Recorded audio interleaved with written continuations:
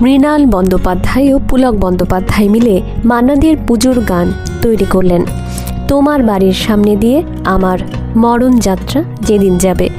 গান শুনে মান্নাদে বললেন, কি করেছেন মশাই, আমার মরণযাত্রা করে দিয়েছেন। এই গান আপনাদের বৌদি গাইতে দেবে না। দুজনেই খুব ভেঙে পড়লেন, কিন্তু মান্নাদিকে কিছুতেই রাজি করানো গেল না। কিছুদিন বাদে পরিচালক মনোজ ঘোষ তৈরি করলেন তুমি কত সুন্দর। ছবিটিতে মৃণাল বন্দ্যোপাধ্যায় পুলক বন্দ্যোপাধ্যায় গান তৈরি করলেন। তোমার বাড়ি গানটা শুনে পরিচালকের পছন্দ হয়ে গেল। বললেন এই ছবির জন্য গানটা তার চাই।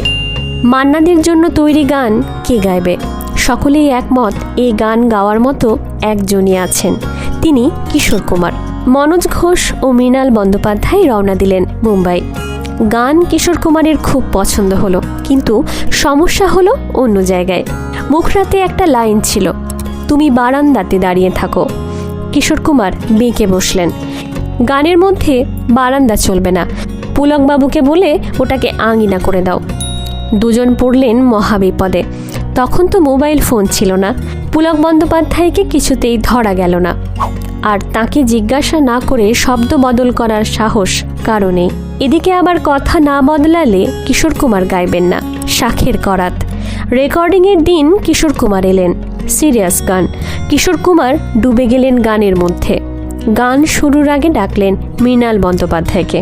মৃণাল বাবু তো নিশ্চিত এবার কিশোরদা বলবেন। কথা চেঞ্জ হলো, আর তারপরই রেকর্ডিং বন্ধ। কিন্তু কি কাণ্ড! কিশোর কুমার বললেন, বড় ভালো সুর করেছ মৃণাল।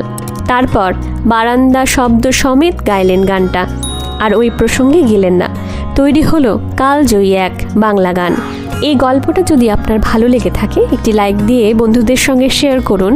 আর এমন আরও গল্প পেতে চাইলে চ্যানেলটি সাবস্ক্রাইব করুন। ফিরবো এমনই আরও অজানা অধ্যায় নিয়ে। নমস্কার, আমি মন্দিরা।